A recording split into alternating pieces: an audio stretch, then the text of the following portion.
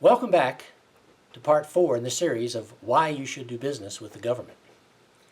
Now, rule number 4 is an important rule relative to contract development. What I mean by that is, have you ever entered into a contract and after it's all signed you go, oh, I forgot something. I left something out. And it's really important.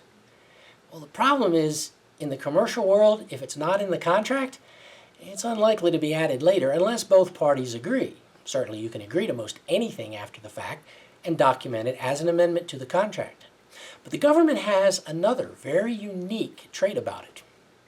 If there is a contract clause that is significantly important in terms of public contracting, now clearly this isn't every clause, but certain clauses, if they are left out of the contract, the courts have ruled that the clause will be read into the contract as if it were there all along. In other words, you could have clauses in your government contract that you never saw, you never read, never negotiated, and yet they are part of your contract.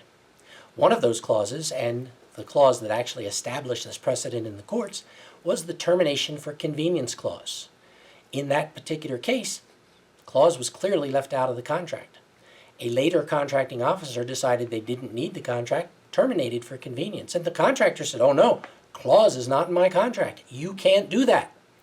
And the courts ruled that it was such an important part of the public policy surrounding government contracting that, in fact, it would be read into the contract and the contracting officer could terminate the contract for convenience.